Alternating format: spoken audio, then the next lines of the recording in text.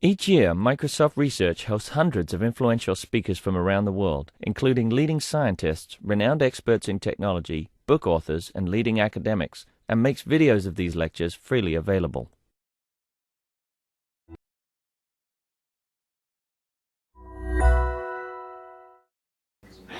Good afternoon, everyone. Welcome to the final talk of our intern, Matt Mirsamadi, who is a PhD student in University of Texas, Dallas, under the supervision of Professor John Hansen.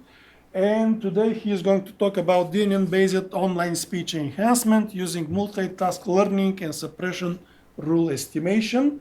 Without further ado, Matt, you have the floor.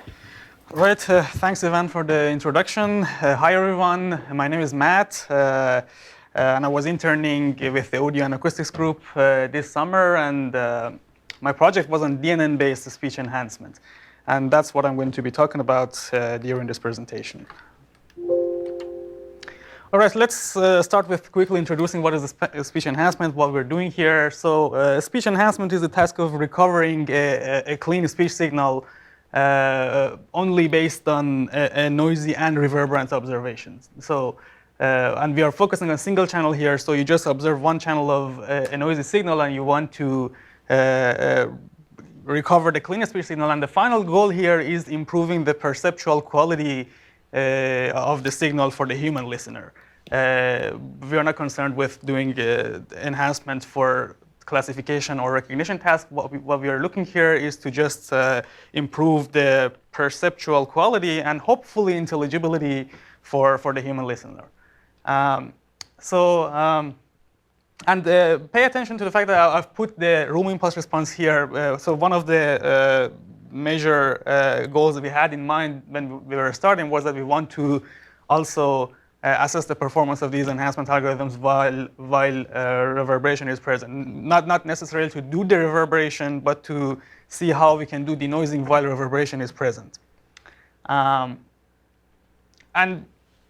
speech enhancement has like a variety of applications that many of us know about. One of the most conspicuous ones is mobile communications, and so this other area of major applications of speech enhancement is like hearing aids and cochlear implants, in which the final goal is to actually play a better quality signal for the hearing impaired people.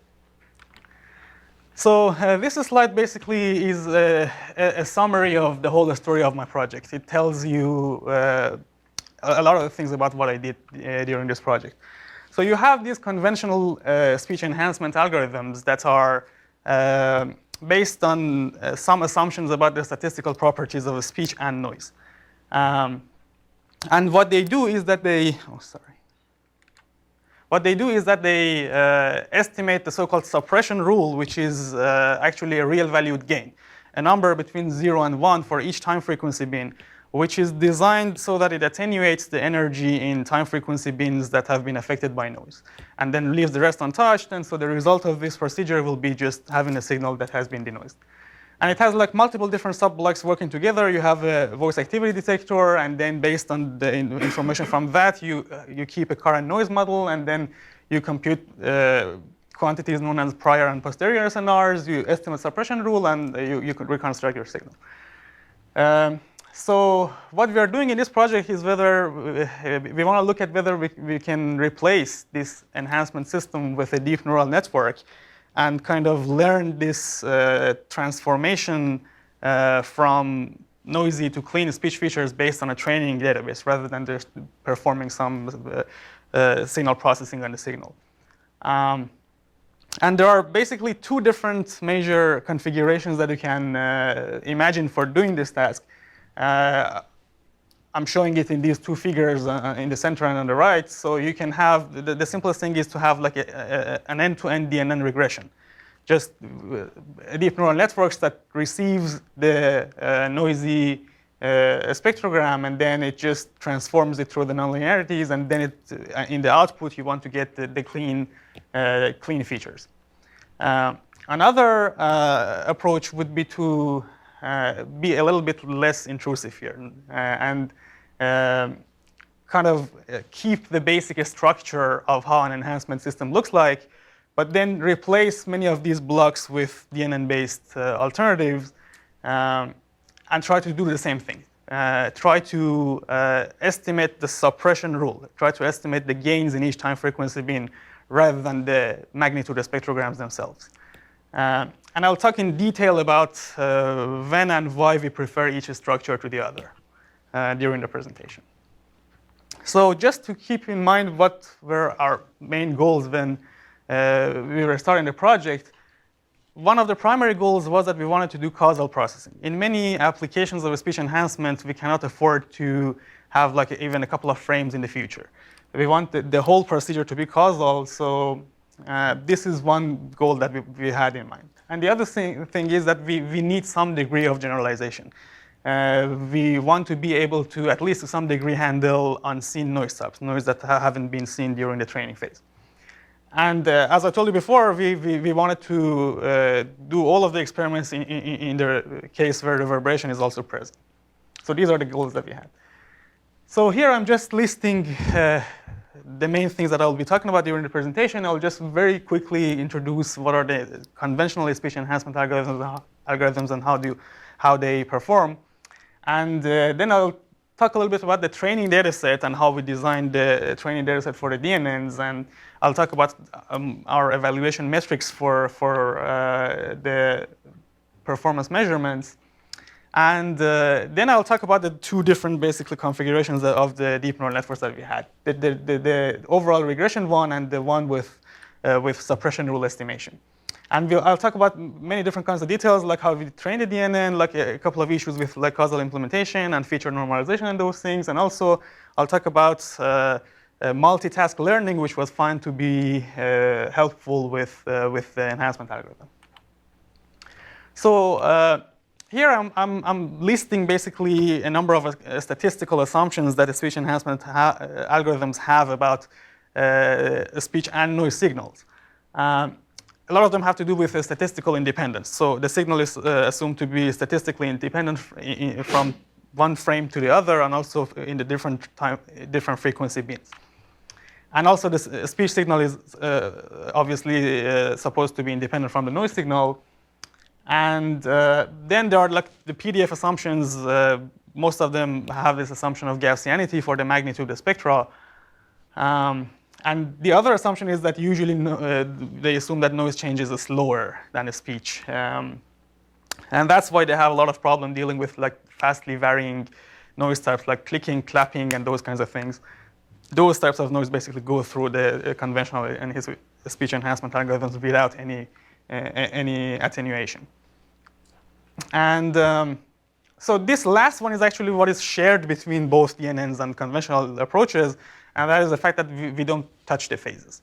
Whatever we do is with the magnitudes, and all enhancement is done on the magnitudes. Then we mix them with the noisy phases, and then we reconstruct the signal.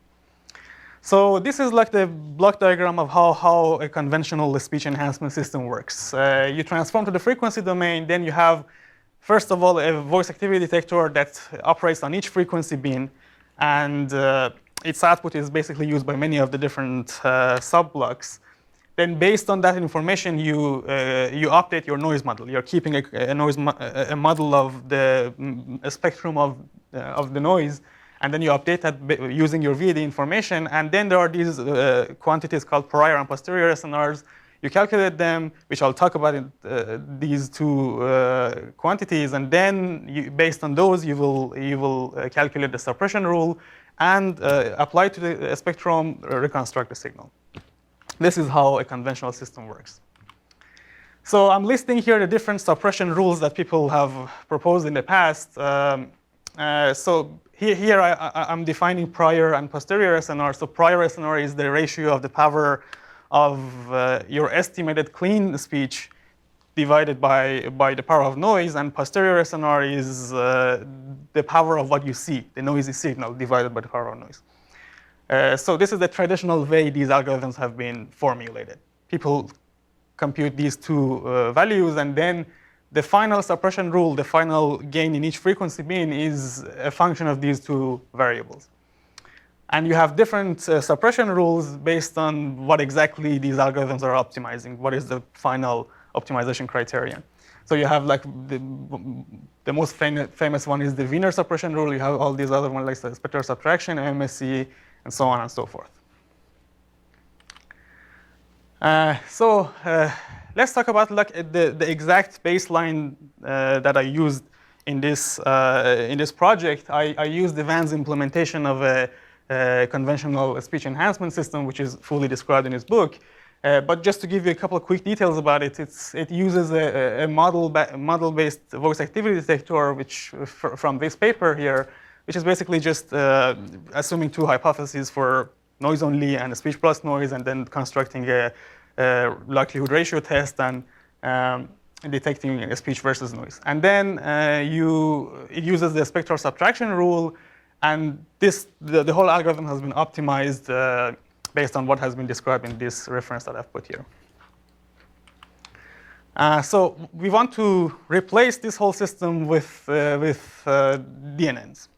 But what we want to do is to have a database of synchronous noisy versus clean signals and use that to extract our features from that, and then use that to train a DNN that can learn the transformations from noisy to clean.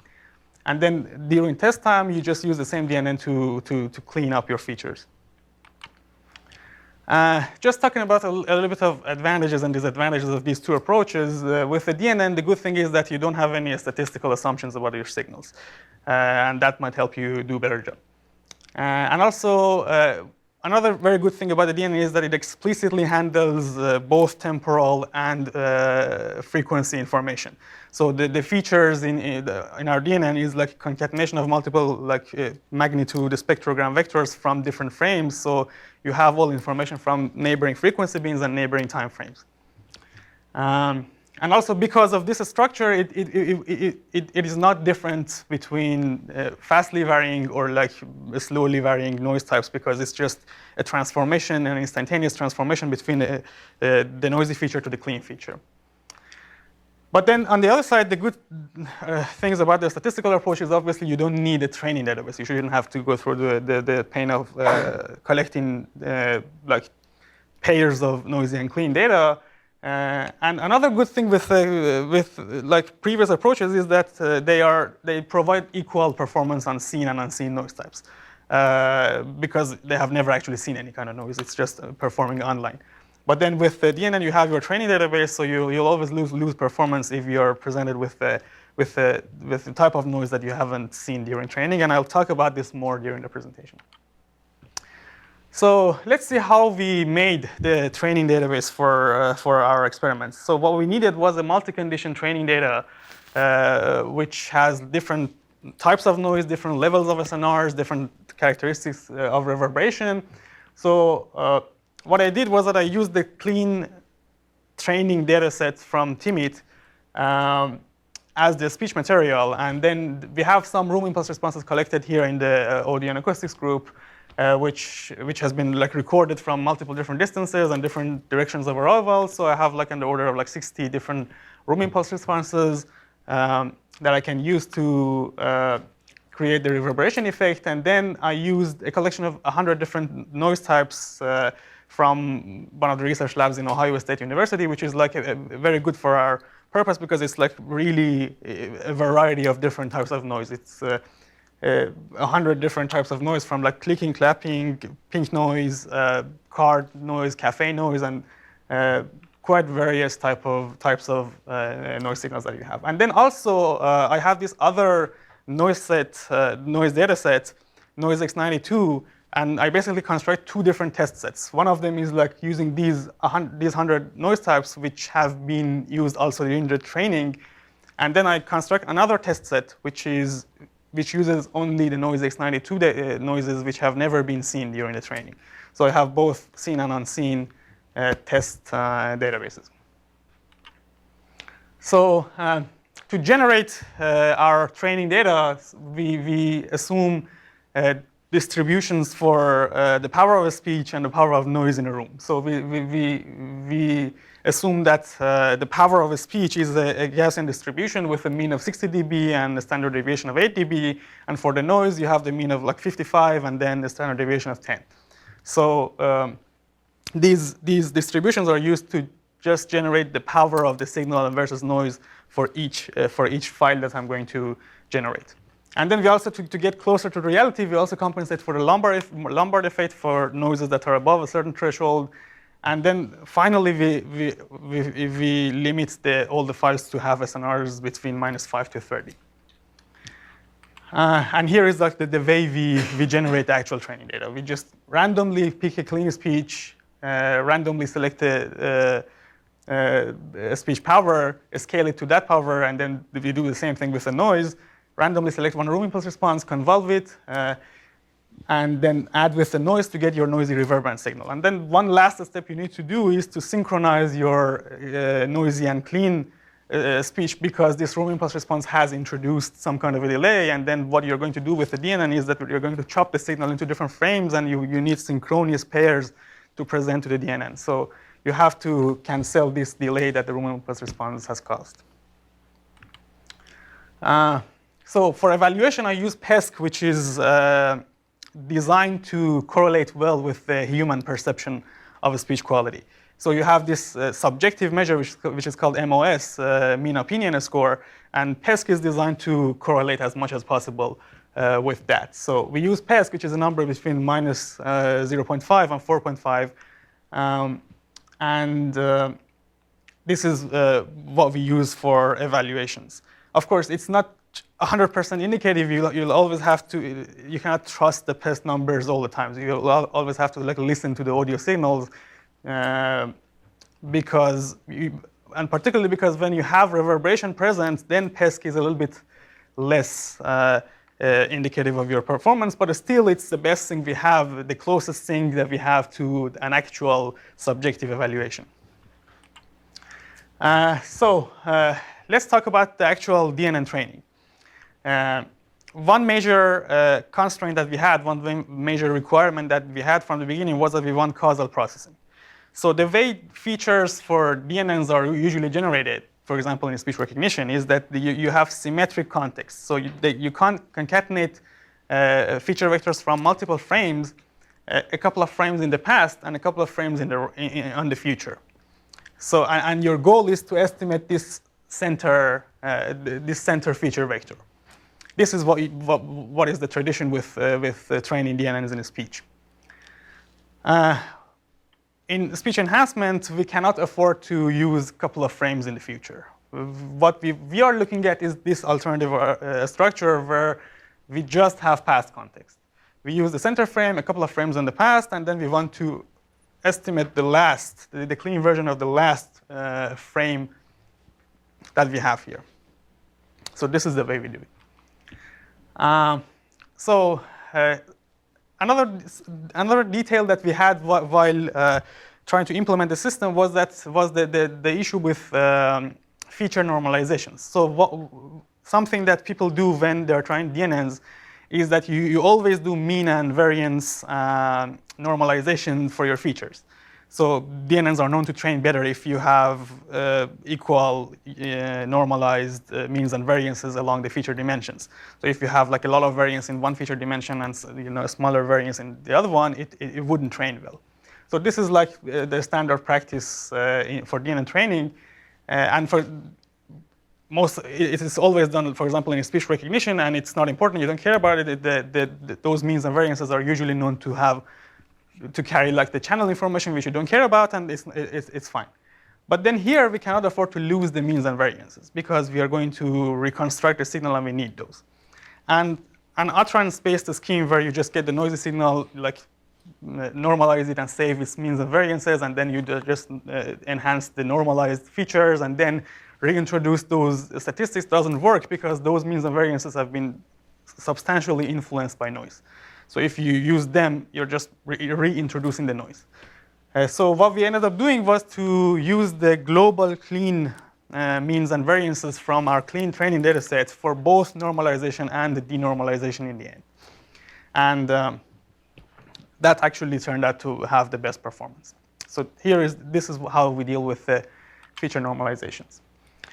Here I'm talking about one idea that we used with the enhancement DNN, and it provided us with improvements in the results, and that was using multitask learning. Multitask learning is the idea of like training a DNN to learn two different tasks at the same time. So the original paper that proposes it has this kind of fancy example that says, okay, if you're trying to teach someone how to play tennis, if like a baby is born and then you just teach them how to play tennis, they will probably never learn to play tennis. But then if you just teach them a variety of different things as well, because for playing tennis, you'll also need to know how to run, how to visually follow an object, how to move your hand, and all of those things. So with the DNNs also, if you have two related tasks, if you use shared hidden layers to do both, you might do better on both jobs rather than doing two different DNNs doing those independent tasks. So,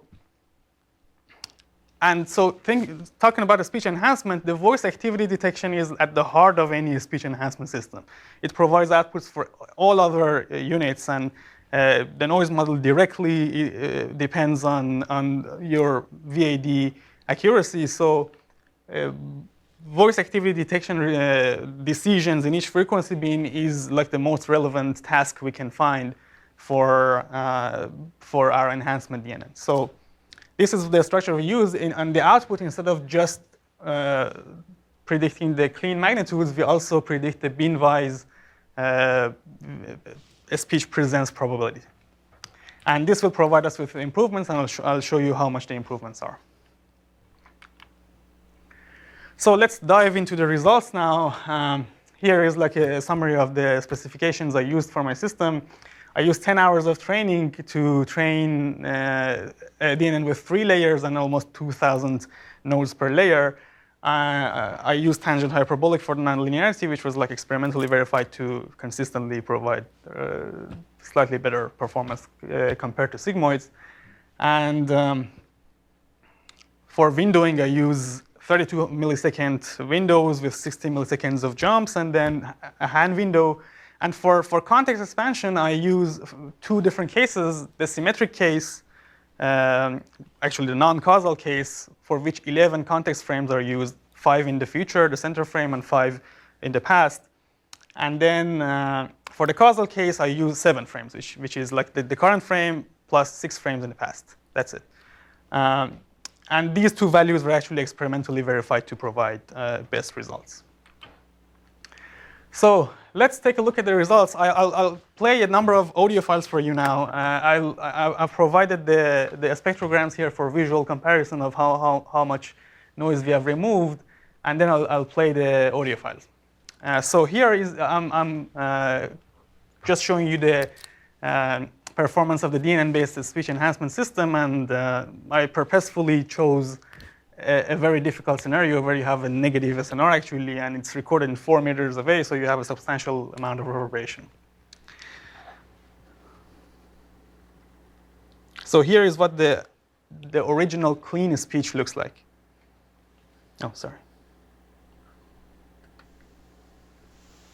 One wonders about its applicability to people.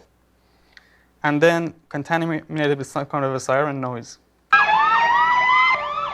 One wonders about its applicability to people. And so finally, here is what the DNN does in enhancement. One wonders about its applicability to people. An impressive job in removing the noise, but there is some kind of a problem that you can hear is it's somehow distorted. You have this kind of like frequency smearing here, which results in some kind of a distorted signal, and this turns out to be a problem that I will talk about much more, and this is like a major problem that we had with the DNN system. But it's still very good performance in removing the noise for this difficult situation. And remember, siren noise was included in the training data. The DNN has seen this during training. So another example with some kind of a dialing noise. The original clean speech. She is thinner than I am. Noisy. She is thinner than I am. And the result of what DNN does. She is thinner than I am. Again, you cannot hear the noise signal at all, but if you pay attention, there is some kind of a distortion, which is still tolerable here, not that much of a big deal, but it will get worse as I continue. So let's see how the rest of it goes. So here I'm just comparing the performance of our DNN implementation with the conventional speech enhancement systems that I introduced earlier in the talk. And so visually you can see that, yes, the DNN has done a much better job. Still, we are in the seen noise types. DNN has seen these types of noise during training. So the noisy signal. Don't ask me to carry an oily rag like that. Then this is what the conventional enhancement does. Sorry. Don't ask me to carry an oily rag like that. And this is the result of the DNN. Don't ask me to carry an oily rag like that. It is performing considerably better than the statistical noise suppressor, and has. Sure. DNN actually add energy at 2.75 seconds at high frequency band. Mm-hmm. 2 point. Right here. Right. Yes, it seems to have added some kind of a noise. So why we don't some kind of a noise here? Why we don't have energy here is actually because of the room impulse responses. The room impulse responses were apparently cut at a certain frequency, so most of the signals don't have high frequency energy. So I don't know the exact reason why the DNN has kind of filled that area, but yeah, it looks like as if most of the things it has seen haven't had this kind of hole, so it fills it with whatever seems familiar to them. To teach it how screen speech looks like. And I think, sorry, you said this earlier, I'm sure I told this one now, but the input is log spectrum or spectrum? Yes, it's log spectrum, yeah. And I guess based on that, but you don't do anything like if the output is larger than the, so like in the old missing feature days, you basically, you can actually theoretically prove, but it's also just intuitive that if the output should not be larger than the input, basically. So you don't, right? So you can just, if anything comes out that's bigger than the original point, you just keep it as the old version. Yes, that's We right. should create an artificial bandwidth extension for free. Yeah. Yeah, that's true.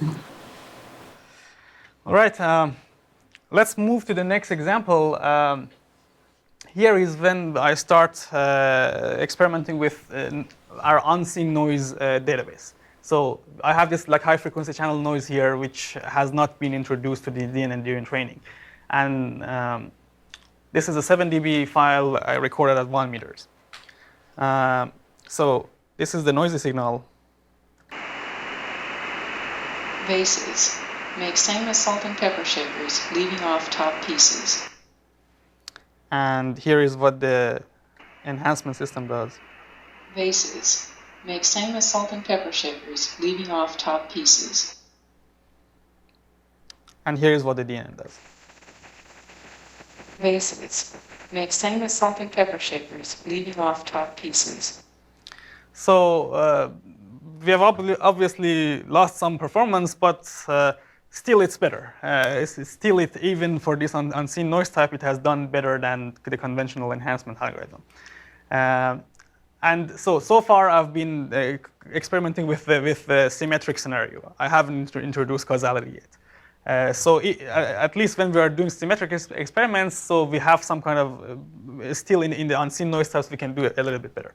Before continuing to the rest of the talk, I'll just want to quickly mention like something that you can see with the reverberation here. So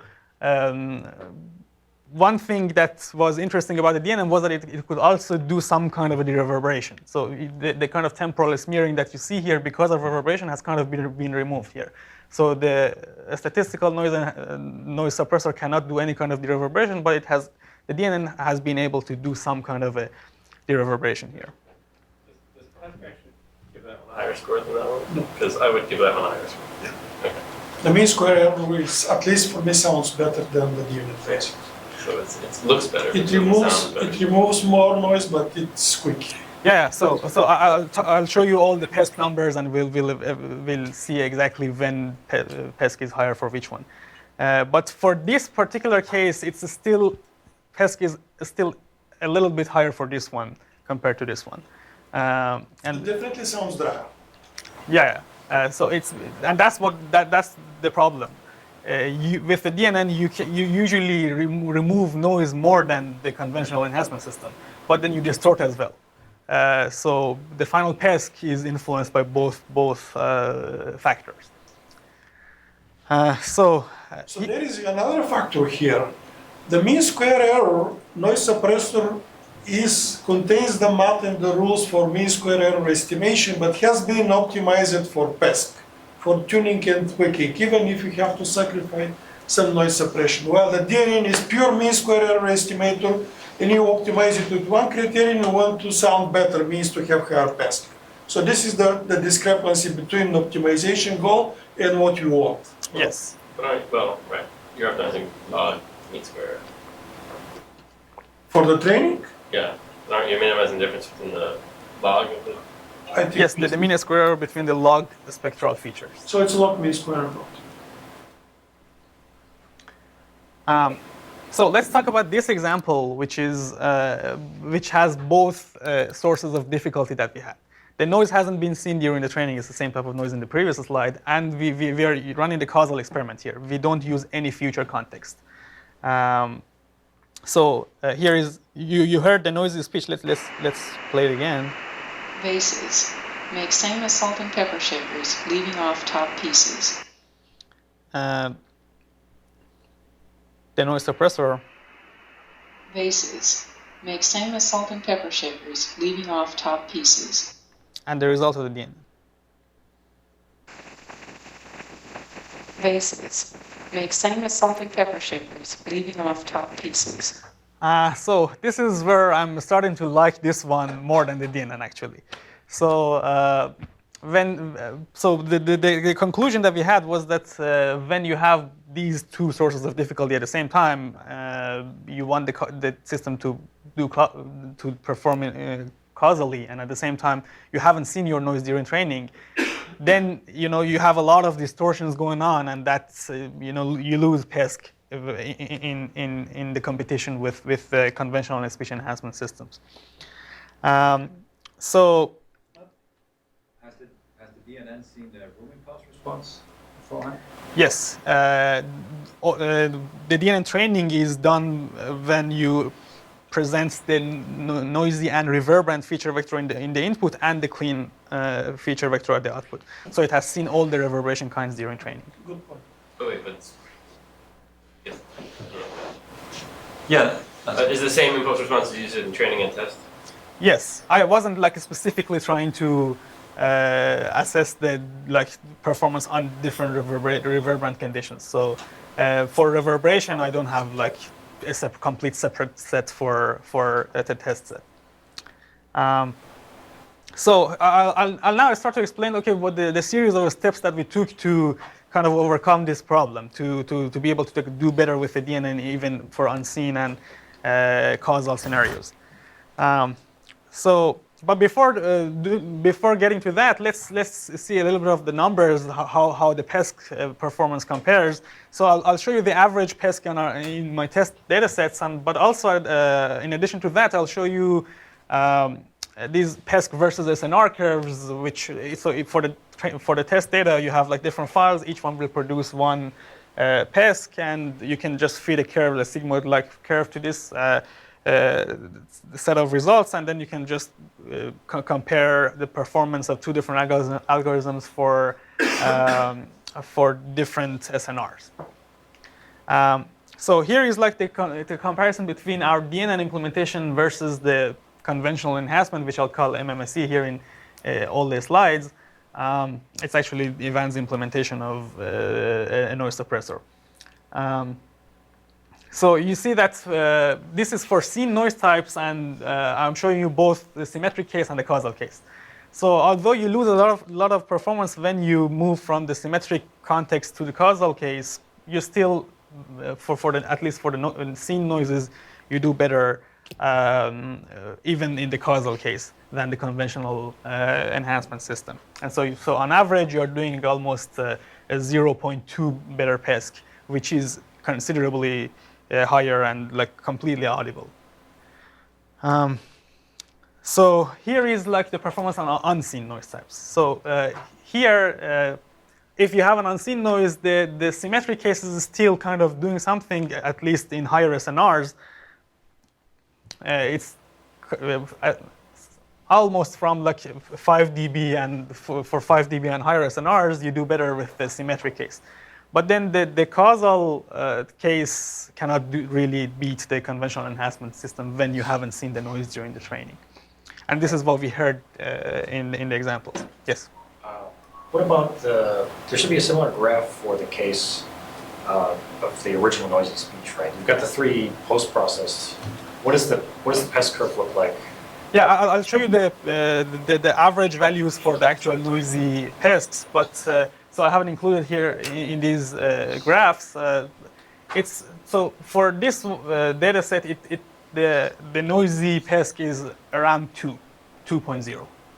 Okay. And we'll see these numbers for the actual noisy test sets in the final results. So a 0.2 improvement in terms of PESQ is something typical from a conventional enhancement. So at best, it usually does like 0.3 maximum.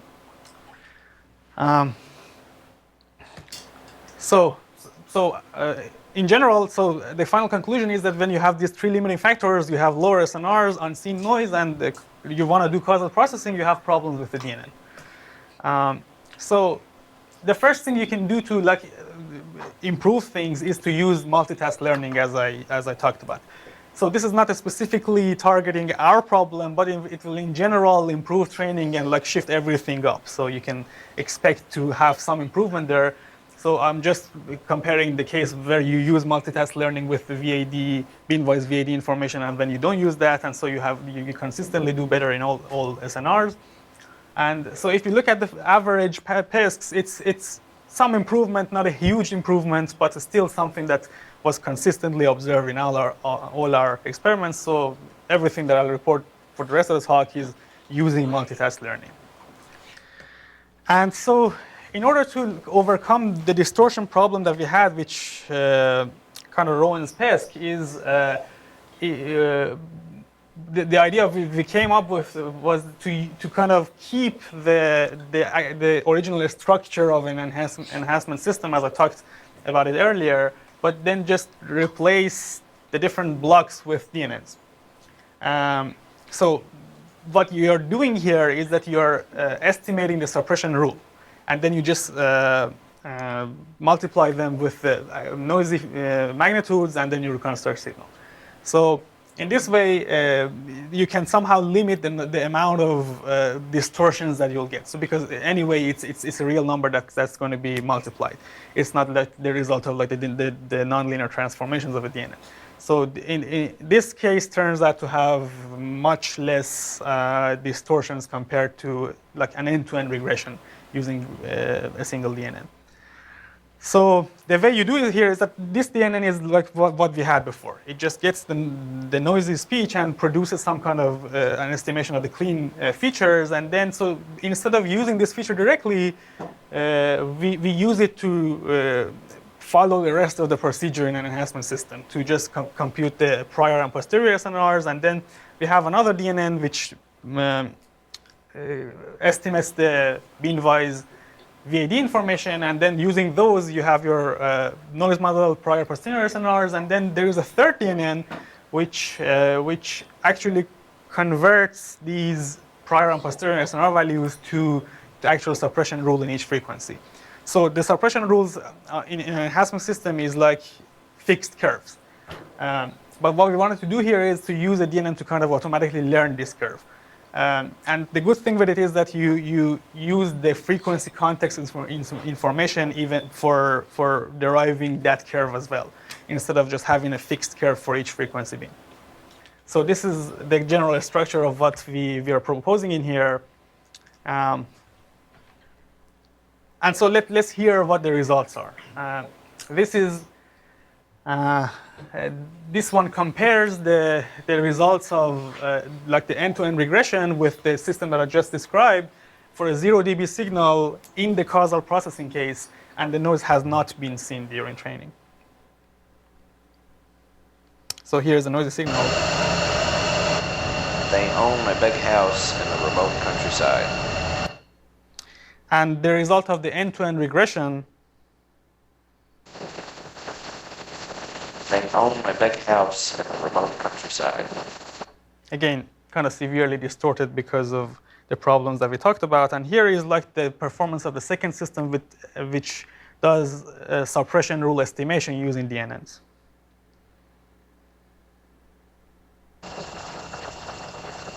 They own a big house in the remote countryside. So this is much better in terms of quality compared to the end-to-end regression. I'll play it once more to... They own a big house in the remote countryside. They own a big house in the remote countryside. So, and this was consistent in different files. The second architecture, at least for the cases where you want to do causal processing and unseen noises, does better. And here is like the summary of all the evaluations results that we had, and this includes the PESQ values for the actual noisy data sets. So here I've just made the best performing system in each scenario, in each column bold, so that you can easily compare. So you can see that the only case where an end-to-end regression does better than the second architecture is when you are doing symmetric processing, symmetric context expansion, and you have seen the noises. And in this case, like the regression DNN does a better job. But in all of the other cases, like different variants of the suppression rule estimation using DNNs is the one that is doing a better job. Another thing that I want to mention here in this table is that, so first of all, just pay attention to the PESQ gain that we have from using the regression DNN to like the best performing suppression DNN that we have. It's like almost 0.25, which is completely audible in terms of like the human perception. And then, so another thing that I want to mention here is that we use different like fixed suppression rules, like spectral subtraction and Wiener curves, versus the third DNN that we had. So I couldn't get the third DNN to like provide substantially better results compared to using a fixed curve.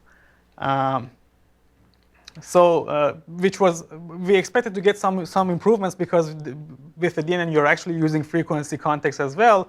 But then in practice I couldn't get like the third DNN, which is supposed to transform the prior and posterior SNRs to the suppression rule, does as good as like for example, the spectral subtraction rule that we have. And then the last thing that I want to mention here is that so you can think of two different ways of incorporating your VAD here. So you can have a separate DNN to estimate your bin-wise VAD information, or you can use the result of like your multitask learning actual first DNN.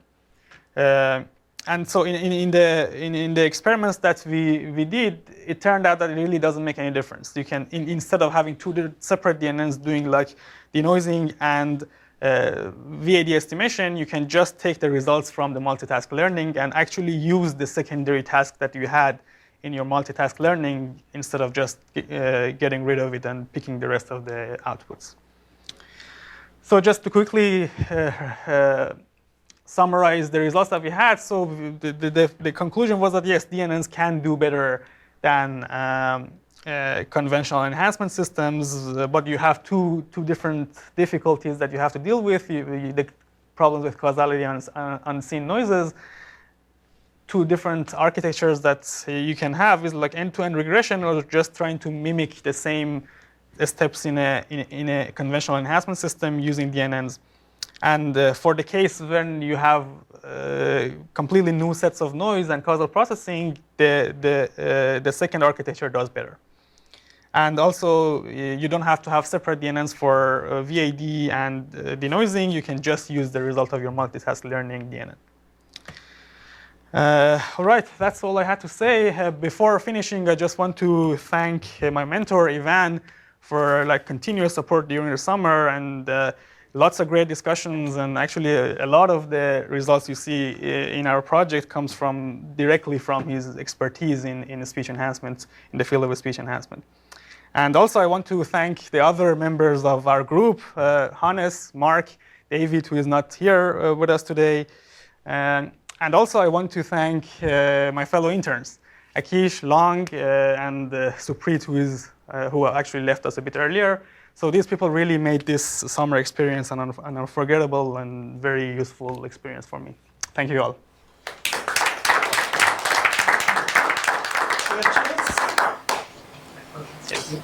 Could you go back to the diagram of the DNN with suppression model? Yeah. So one question is that how you get the ground truth of the beamwise VAD? So the ground truth is using the clean speech. So you use the clean speech and you have a threshold. It's basically on the clean speech. If you have a fixed threshold, you can do a better job of doing VAD. So this is kind of created by a VAD system. Yeah, but because you use the clean speech, it's actually somehow the ground truth because it's really accurate. Okay, then this the block above the clean speech estimation and the beamwise VAD estimation, it basically takes a clean speech spectrum and then beamwise VAD information. And then what's the output of this? So the output is actually these two values, prior and posterior SNRs for each frequency bin. Okay. And so this is what enhancement systems use to derive the suppression rule. The suppression rule is a function of these two parameters. Then, what's the ground truth of this output of the suppression rule? How you train this DNN? What's the target?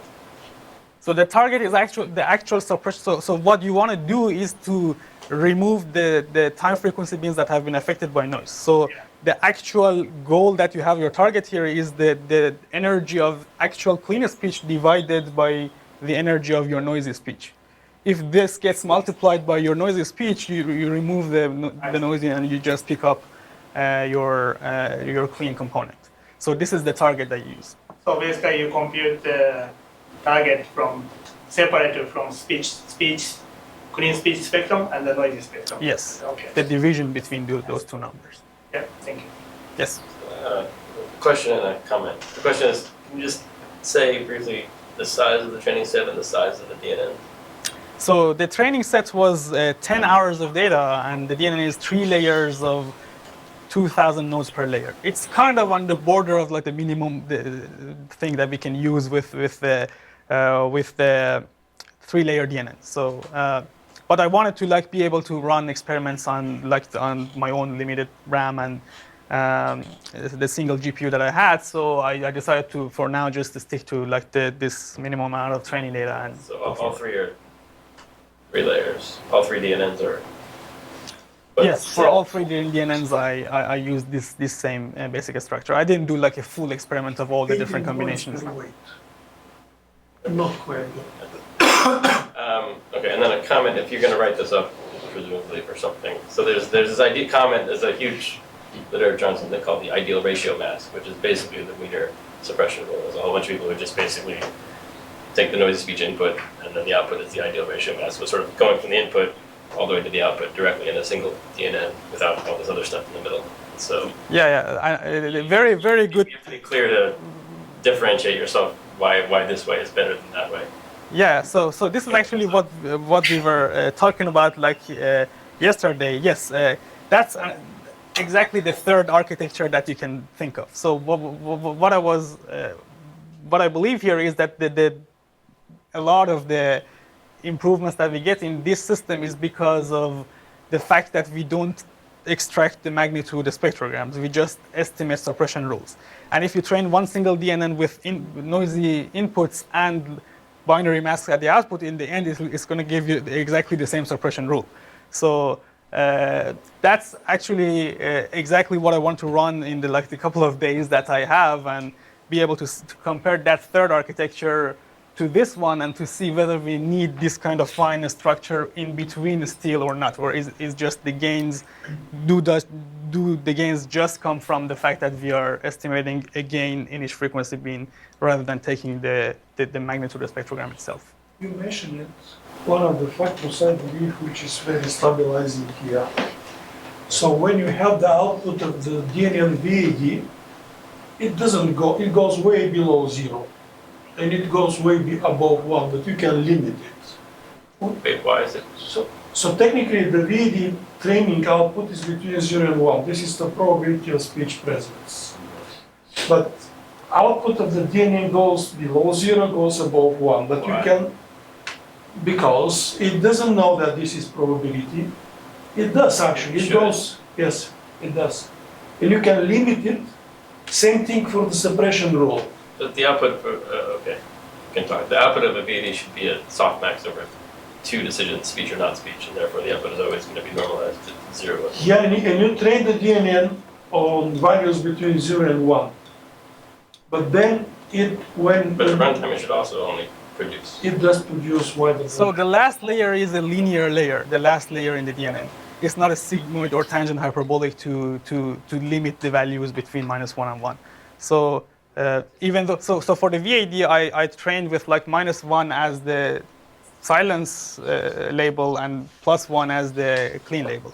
So in the output, there were cases where it was like outside the range of -1 and 1. So what I use is I just use a like sigmoid curve to map from this like continuous number, which is both negative and positive, to like the values of a probability of a speech presence, which is between 0 and 1.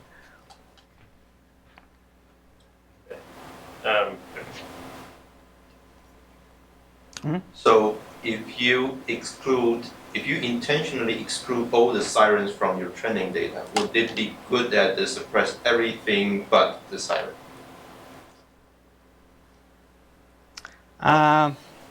So I'm assuming that the DNN should also see cases where you just have noise and you don't want to produce anything, because that happens in some of the frequencies anyway. So if you present to it cases like whole frames where it's noise only, I assume that it's going to do better than the case when you don't do it. But I didn't specifically run any experiments to verify this. Because what I want to achieve is that for maybe hearing impaired people, I want them to hear the sirens. So that's another question. So technically, we don't know what is going to happen if your primary source is a siren. Okay. Maybe in this case, you should include it into the training as a clean speech, mix it with noise and reverberation. So the hope here is that the DNN learns the speech structure, because during training, it is seeing, in all files, it's seeing the same kinds of speech, but different types of noise. So we hope that it learns the structure of the speech and memorizes that, versus all the other things which can include noise or other types of information. Another question is that if you include the siren into the training set as a clean speech, you'll open a whole hole for all of the siren-like sounds to go through the noise suppressor without being suppressed. Yeah, that's right. Yeah, it was one thing you could see both in the spectrogram and you could also hear it was that it was doing some pretty good job also in the reverberation. Yes. And did you get any kind of insight how well it could work So In general, so the way we train the DNN is that the input is noisy and reverberant, output is clean. Yeah. So in some way, it is also learning the reverberation component, which is like just removing the temporal smearing and like removing the correlations between different time frames and getting what the actual clean speech is. But that's not measurable by PESQ.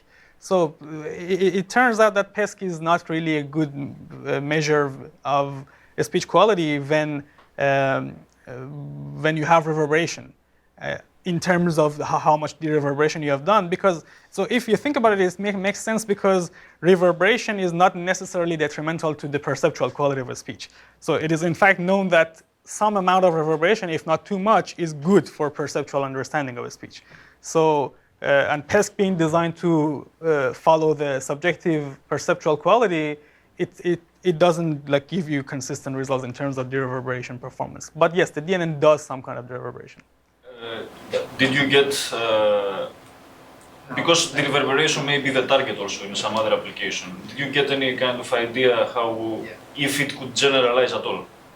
I didn't run any specific experiments to like assess the reverberation performance. For that case, you should like use these other evaluation metrics like the signal to reverberation ratio to just see how much the like direct to reverberation ratio compares between your input and output. But I didn't like assess in particular the reverberation performance here. The reason why we included reverberation here is that it makes denoising more difficult. We wanted to see how we can do denoising well when reverberation is present, and not necessarily to clean up the reverberation as well.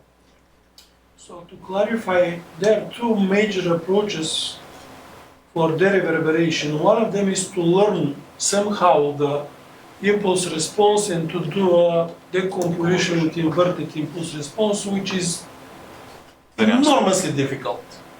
The other approach is to say, okay, I don't know the impulse response, but I know the reverberation energy, and to use a suppression type Wiener filtering for suppressing the reverberation.